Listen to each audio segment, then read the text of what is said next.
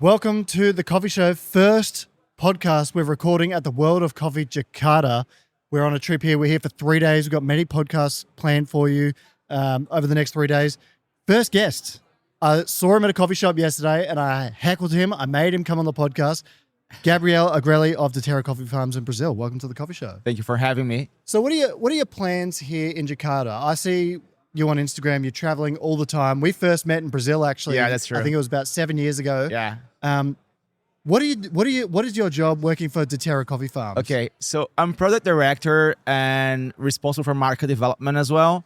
So pretty much what I do is on the farm side, on the quality side, trying to develop experimental coffees, micro lots, coffees that will challenge the perceived idea of what Brazil can produce and deliver.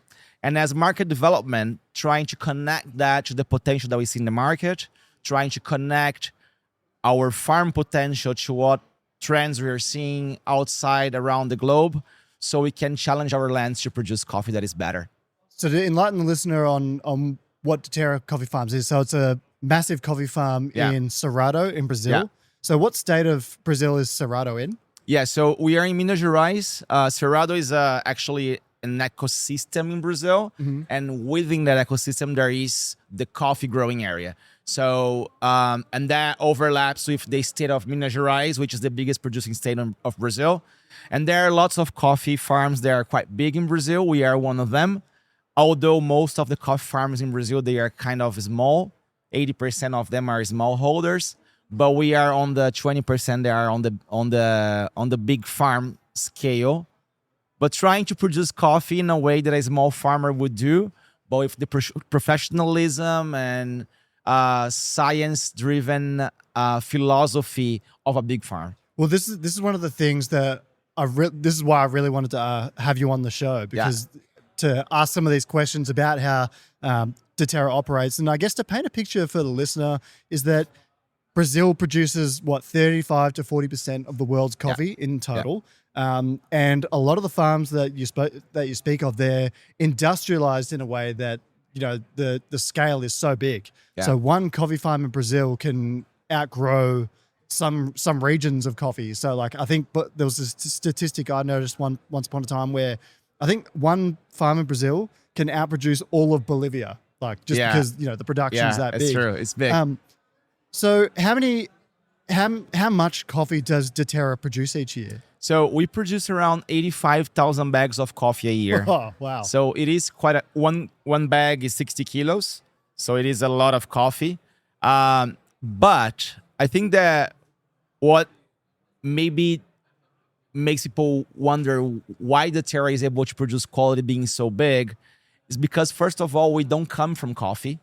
So we come from other industries in Brazil, and we found coffee over 30 years ago because we wanted to develop a business in Brazil that would balance out the equation between taking care of the environment while we were doing a business. And that's when we thought about agriculture. We found coffee by accident, and we saw that coffee would be the best way to do that. But coffee is a commodity, and being a commodity is very fragile. Prices go up, prices go down. So we were like 30 years ago thinking, okay, if we want to differentiate the product so that while we were doing sustainability, and the word sustainability didn't exist at the time, is heard in the industry, we need to have quality. We need to detach from the C market, from the commodities market. So that's how we were born. From the beginning was really like, okay, let's do quality because that's how we're going to get heard by the industry. And that's how we can make it profitable to invest in nature. It was a little bit of a different concept in the beginning. Well, this is one of the things that I think makes your farm interesting is that there's kind of tiers of coffee that you have. So starting from, let's go from the top. So Daterra Masterpieces. Yeah. So you're talking, 88 points and above sort of thing. Yeah. Really, really incredible lots of coffee. We'll unpack that in a moment. And then what's the next one? Collections, I think? Collection Daterra, yes. So collections, and then the more commercial stuff is the Daterra Classics. Classics, right. Yes. So obviously you're producing at scale, incredible amounts of coffee. But one thing that I think gets lost on some people that are perhaps new to the industry or probably don't open their eyes enough is that Brazil can produce coffee of the quality that's every bit as good as a Panama Geisha or some of the Colombian stuff or Ethiopian that we see today. And I think the masterpieces that you do really highlight that. And I was lucky enough to serve some in my shop not too long ago, Project Zero Coffee. How do you do it? Because Brazil, it's not like you've got this incredibly high altitudes that that Colombia or Panama have. And it's not like you have the shade cover on all your trees. That's really important for producing specialty coffee in a lot of places as well. So how do you do it? Yeah. So what I think is like, because Brazil is so big and produces so much coffee, we come across the coffees that are more standard or commercial more often than the coffees that are amazing. So that makes us automatically think that that's what Brazil produces. But we do have the amazing coffees as well. It's just harder to find them because they are just kind of lost in this huge sea of coffee that is standard. But if you think about it, any coffee farms around the world, they're going to have a little bit of commercial. It's impossible to do only perfect cherries, only perfect beans. Even in amazing coffee regions around the world with amazing altitude and varietals like Panama, for example. I just came back from Panama a few weeks ago.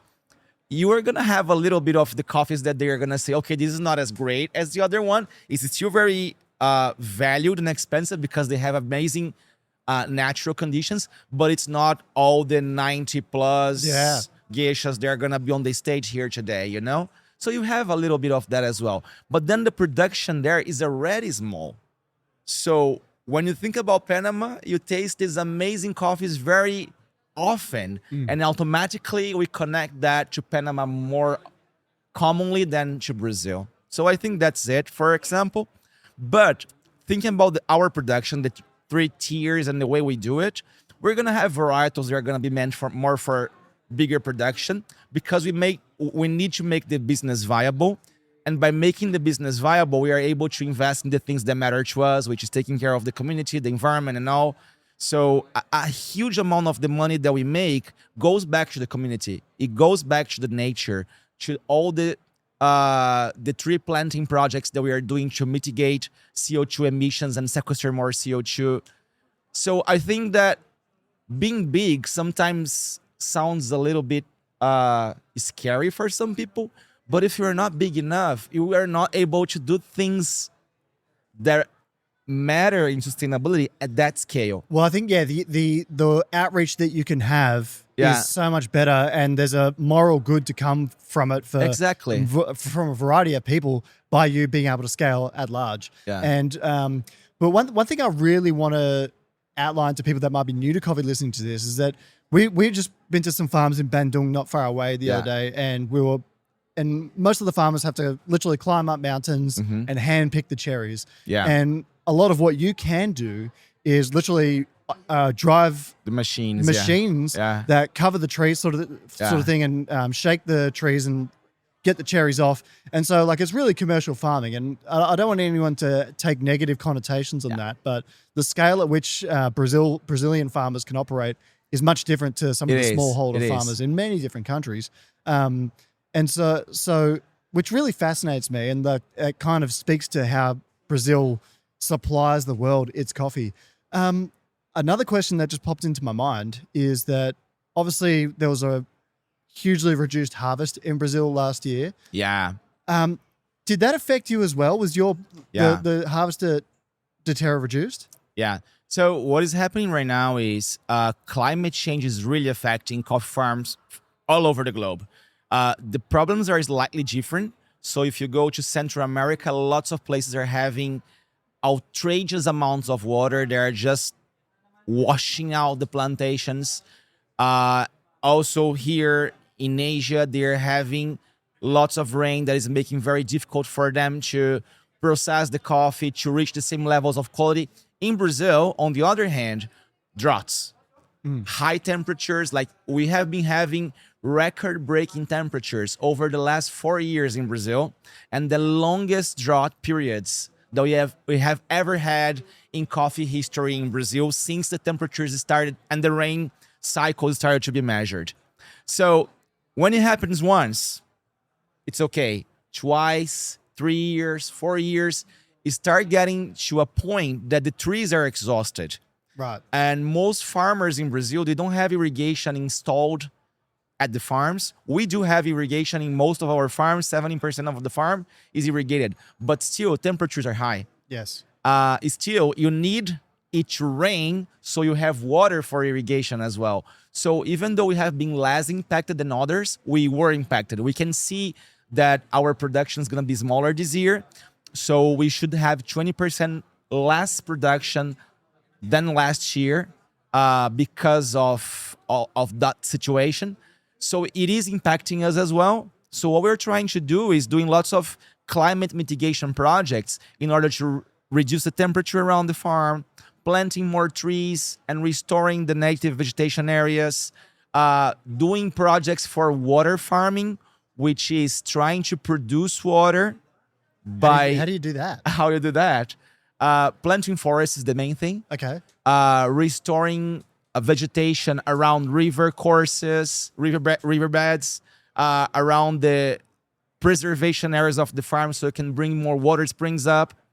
It's proven also that if you have more vegetation, you are more likely to attract rainwater than if you don't have it. That's why it doesn't rain in desert, for example. Okay. So there are lots of things that you can do, but all those things, they take decades, many, many years, but we have to start doing them now.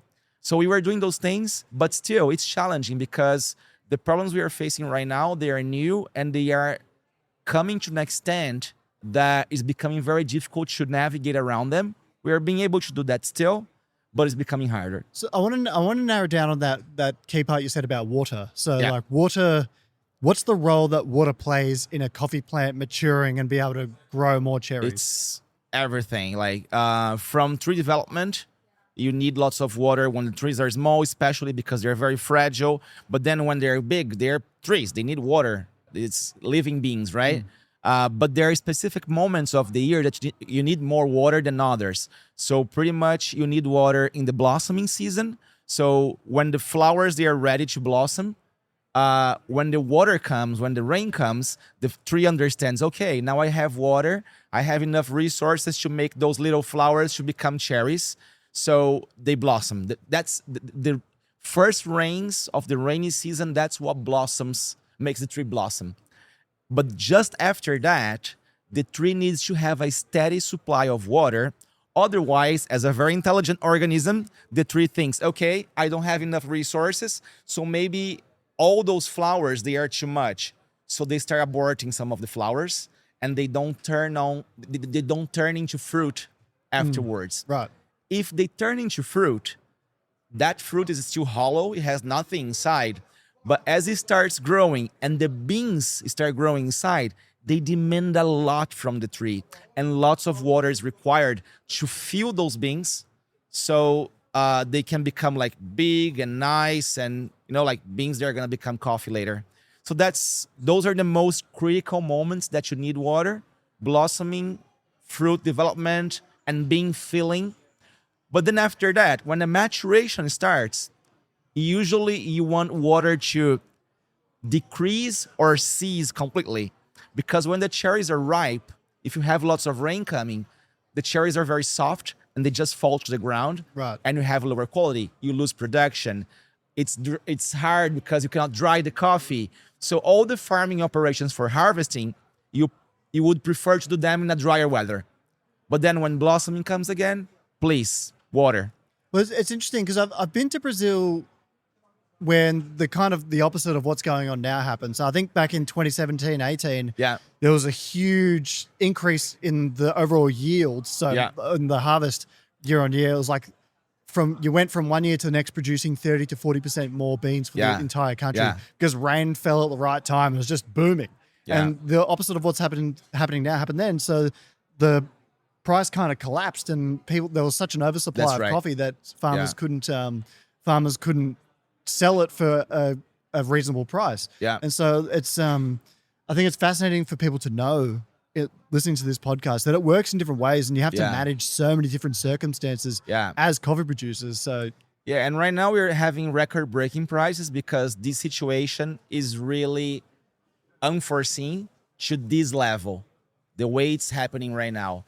And looking forward, it's hard to believe that climate's gonna get better. It's hard to believe that prices are gonna go lower again in the near future because the climatic situation is really a crisis right now. So coffee farmers, they have to be working a lot in order to mitigate climate change. But more than that, the whole coffee industry has to care about that and try to help the different parts of the supply chain to be able to navigate around those challenges. It's interesting you say that because I just listened to, I watched a Brewers Cup performance from a gentleman called Carlos Escobar this morning. Yeah. So he used Colombian coffee, and he told a story about how he's the son of a coffee farmer, but his family got out of the coffee business because there's just no incentive. There wasn't any incentive for them to do it anymore. Yeah. And, you know, it painted quite a bleak picture because even though people might see that coffee prices are high right now and they might think, oh, the farmers are incentivized to get into it, there's a variety of reasons why farmers might stop growing coffee, like you just outlined. And so we need to ensure the viability of it. And this is one sort of thing that I try and fly the flag of in Australia, and is that it's for one thing for us to convince coffee roasters and things like that to buy more expensive coffee and pay better and more ethical prices. But I think convincing the consumer on the end, and I think if they actually knew and understood the dynamics of coffee growing, they would happily pay a higher price. And I'm not talking about paying $12 for a flat white. Just like $1 more could go so much further. Yeah, we just got used to see coffee as something that is cheap. Yeah. I don't know if that's going to be the reality going forward. So it's changing. Like the plateaus of prices that we have reached right now, they put coffee in a different, almost in a different level as a product itself.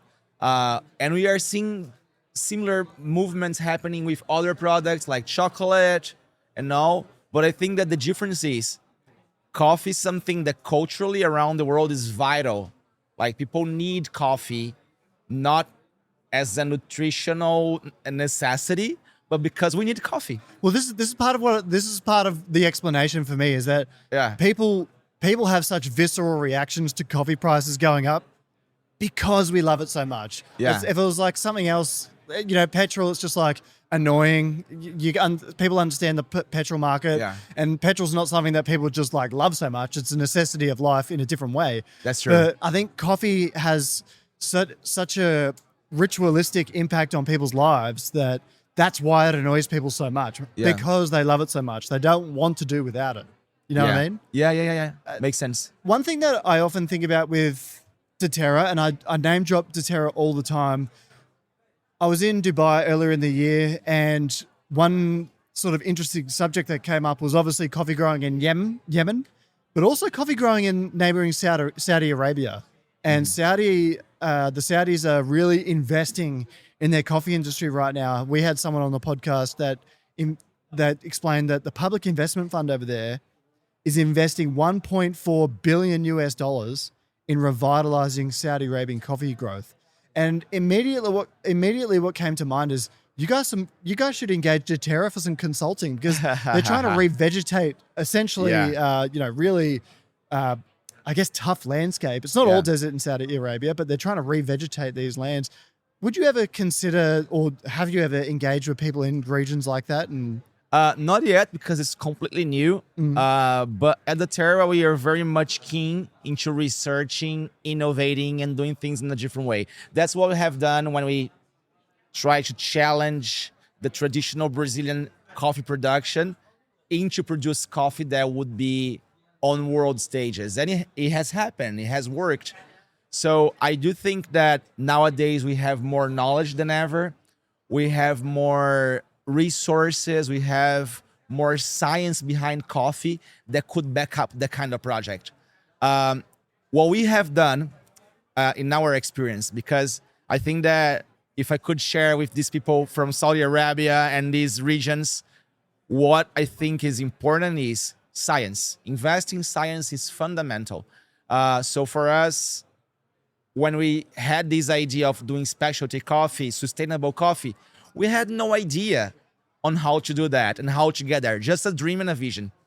So instead of just learning from grandfathers in coffee and other farmers in coffee, we went after universities in Brazil, internationally, science, genetics, research institutions, and we brought all these people into Daterra from the very beginning.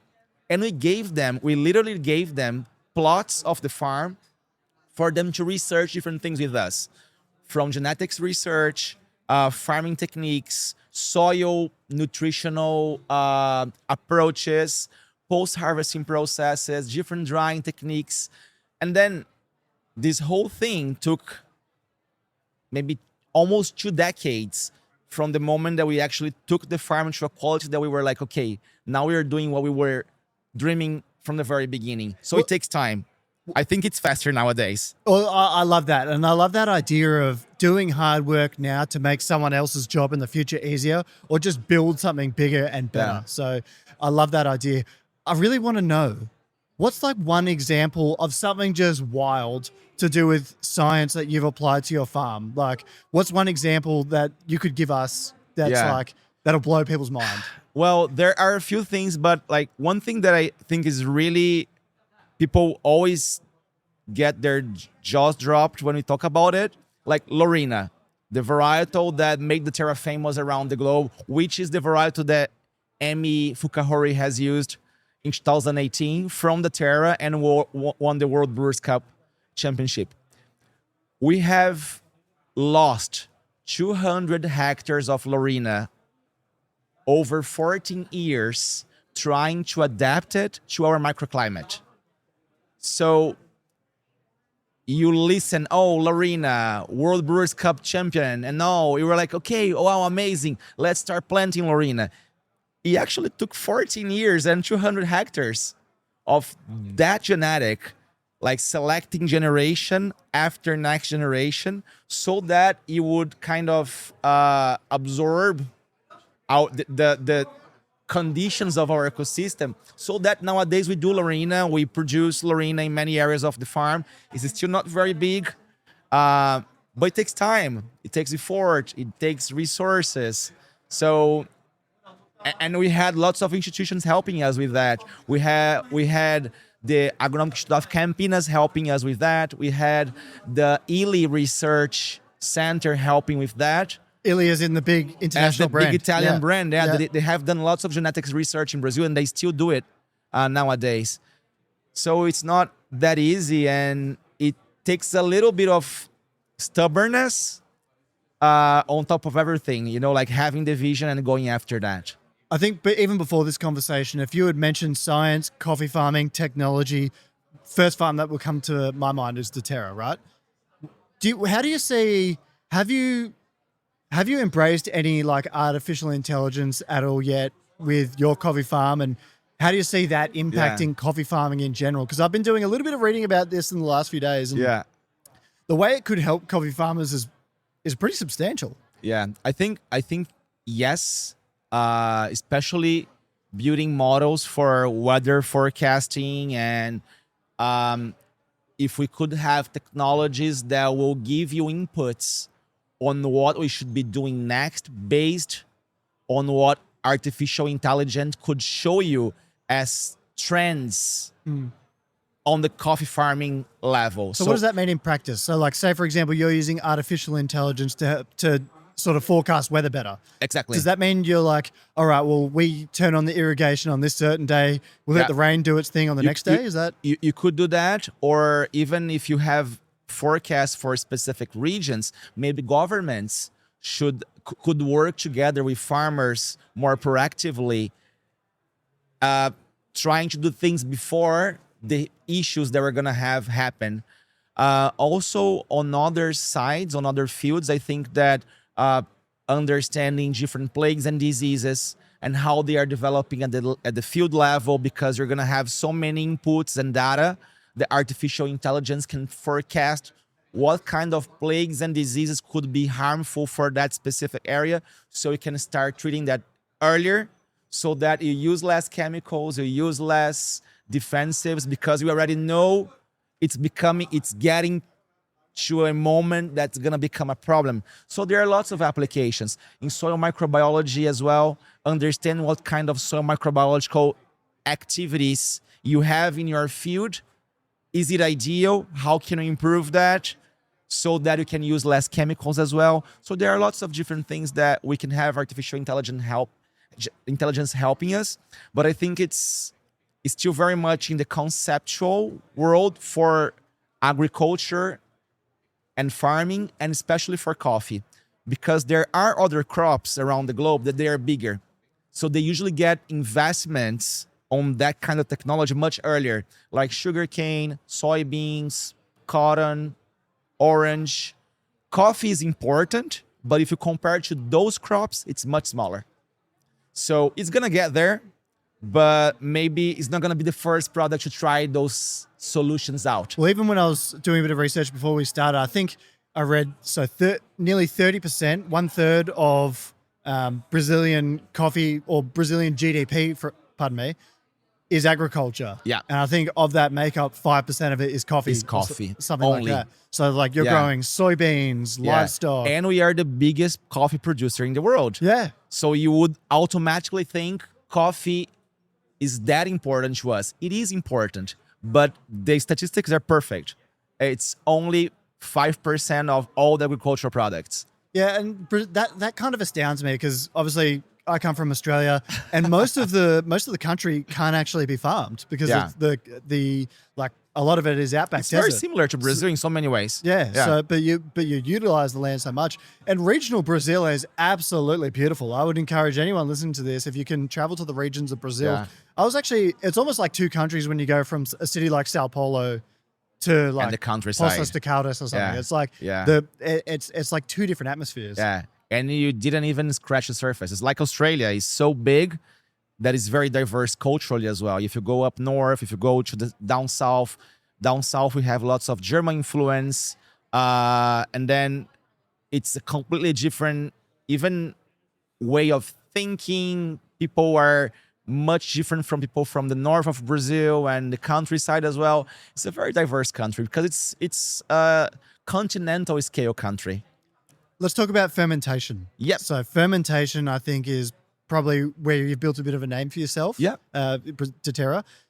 The masterpieces, they truly are masterpieces. So when I've cupped them previously, there was a cupping that I remember at Belo Horizonte at that World of Brewers Cup that we've spoken about already. That just kind of blew me away. And I think for people to really appreciate or understand that some of the world's best coffees come from Brazil, you need to go there because a lot of the best ones I've never even seen in my country.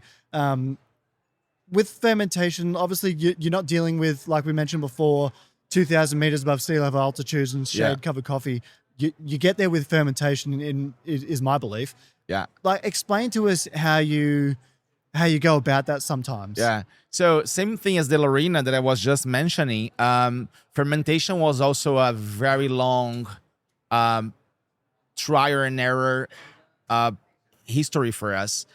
We started experimenting with fermentation for the first time in 2011, 12, trying to wash coffees because in the 2010s, that's when people were crazy about washed coffee, very acidic but clean coffees, and that was completely the opposite of Brazil. And then that's the moment in our history that even though we were already very well known, people started losing interest a little bit, like, oh yeah, Daterra does great coffee, it's all very consistent, we can trust it, but it doesn't have the acidity. So we started looking at fermentation as a way to, how can we challenge our land to produce acidity? We tried it for many years. We failed miserably many times. And then after trying for a few years in 2014, for the first time, we had a partnership with a French roaster, Café Lomi. Oh, the best one. Yeah. And then we have a research project on top of all the other ones that we partnered up with a few roasters that are studying and taking science very seriously from around the globe.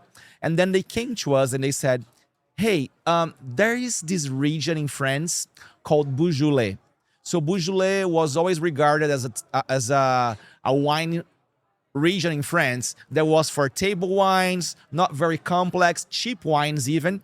But recently they started a process called carbonic maceration, which is like this. You put the whole grapes in the tanks, and then after fermenting up until like 5%, you press the grapes, and they're having these crazy tropical flavor notes.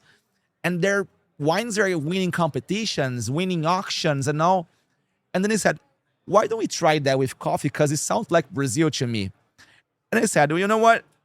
It sounds like we're going to destroy the coffee, but why not? Let's try it. So in our spirit of experimenting and researching, it just made sense. We tried that with a bourbon coffee. That was the area that we have assigned for that research with them. And then I tasted that coffee and I was blown away because I never tasted that flavor up until that moment. Those flavors didn't exist in Brazil. They didn't exist in coffee up until that moment. That's the very beginning of anaerobic fermentations, okay? We're not copying anyone. We're just like benchmarking with wine, and accidentally, because I don't think it's accident, because it was a construction that happened over many years, failing up until we got to that point. And then we had the chance to try it out again with a Lorena, which is already a high-scoring varietal. And it was the best coffee of my life up until that moment. And it's still today because I have a connection to that coffee still. And yeah, that led us to more auctions, to more competition coffees. We have improved the techniques to do those fermentations aerobically, anaerobically, with yeast, without yeast, with cold temperature, with hotter temperature. So now we have recipes and we are able to reach very different results, but consistently. There it was experimentation. Nowadays, it's a protocol, pretty much. It was interesting with Emi Fukuhori's coffee, the Lorena, because with the Lorena, it's genetically much lower in caffeine content, so compared to other varieties of coffee. So it's almost no caffeine. Yeah. And caffeine in a coffee, it actually gives the coffee its bitterness. So you've got almost no bitterness in this coffee. So when I think I recall when I had that coffee, it tasted like purple grapes and just it was so flavorsome and abundant. I couldn't believe it. Yeah. And I think that there are other things coming up because right now at the farm we have genetics research fields, and we have almost 200 different genetics growing at the farm under experimentation. Just a few trees of each, 10 here, 5 there, 8 here. And then there are materials from different parts of the world. There are crazy hybrids of Lorena and Aramosa and Geisha, or other hybrids that are meant for climate resilience as well, because that's an important topic. If you can develop genetics that are more climate resilient, but tasting amazing, that's something that's going to be important for the future, especially with the issues that we're having. So I think that Lorena right now is still one of our favorite varietals, but I don't know. I think that maybe in a few years' time, we're going to have new things coming up. So keep an eye out. This must be getting everyone salivating and feeling like they need to brew a coffee at home. And if you are looking to brew a coffee at home, I would encourage you to use Timor products. So we're using Timor here. Hand grinders, electric kettles, electric grinders. I went backstage before. I saw a lot of people using Timor grinders. So it's World Brewers Cup quality. Yeah. Heck, maybe even use it with a Daterra Masterpiece. I don't know. Maybe your roaster's using it back home. Wherever you are, wherever you may be. Consider Timor coffee. I want to end talking about some more general nature things with coffee. You UX so much on the farm end in coffee production. What do you want to see more of in cafes as a producer? I'm also a cafe owner myself. Okay. So I own a cafe in Brazil, and we are fully dedicated to specialty. What is interesting about our case, because we are in Brazil, and in Brazil we are not allowed to import green coffee. Really? So in Brazil, most of the times you only drink Brazilian coffee. Okay. Yeah. So what we as cafe owners have to do in Brazil is really playing with different regions of Brazil, different processing methods to have a menu of coffees that is diverse, that is interesting, because otherwise you just have coffee, right? And we can only have Brazil. So it's been interesting because I see that lots of cafes in Brazil, what they try to do to create this diversity. If you go outside, you have a menu like Colombia, Brazil, Ethiopia, Kenya. In Brazil is Brazil, south of Minas, Brazil, Modiana, Brazil, Chapada Diamantina, Brazil, north of Paraná. So we play with different regions of Brazil. So I think that challenges us in a different way to look at one country as a possibility to produce different flavors and profiles because we have them. So I think that this has changed a lot already, but still people attach very much themselves to a desired flavor profile of a certain origin. Right. So I want an Ethiopian that tastes like jasmine and mandarin and peach and stone fruits. I want a Brazil that is chocolate, nuts, and almonds. I want a Colombia that is citrus and panela and brown sugar. So they look at the origin and they want to profile the origin. But I think that what is special about coffee is because different from wine, for example, and other industries that are more traditional, there is no rule. We are breaking the rules all the time. We see this competition here. People are just breaking the rules all the time. Yeah. They're brewing coffee with colder water. They're doing very long extractions or very short extractions. So things that we learned 5 years ago that they were wrong in coffee, we're just challenging those concepts all the time. So why putting a label on a coffee origin and requiring that origin should just represent a certain profile? So I 100% agree. My appeal. And people and producers are coming up with more and more ways to ferment coffee, to grow it, experiment with it in all different ways. And I think this is something that the pace of change in coffee is happening so fast now. Like especially at origin, like the amount of different like styles of coffee processing that are available now. Just when I first started, they didn't exist. Yeah, exactly. And then the amount of technology that's happening in bars. But I'm really excited I think innovation is probably a big theme in coffee in the next 5 years. So I was saying this the other day. There's never really been a more exciting time to be in coffee, despite there being so many challenges. I think a lot of people are down in the dumps right now for a variety of reasons, and fair enough. But stay positive because there's so many good things to happen in coffee that we won't even discover in our lifetime. So it's important to be positive in that way. One thing I'll ask you before we go, I'm a big time fight fan, right? Love my UFC.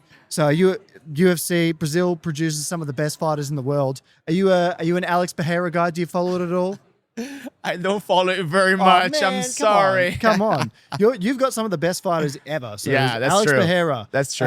Alexandre Pantoja. I just think I'm too much of a coffee nerd. Yeah. To just get into another wormhole, which is UFC, or I'm just like football. Are you into football? Not as well. I'm really? such a not a Brazilian in that point. So what do you do in your spare time when you have it? Well, spare time, I love going out with my friends, having drinks, just chatting. And I was telling the other day to someone like, "Oh, what do you do on holidays?"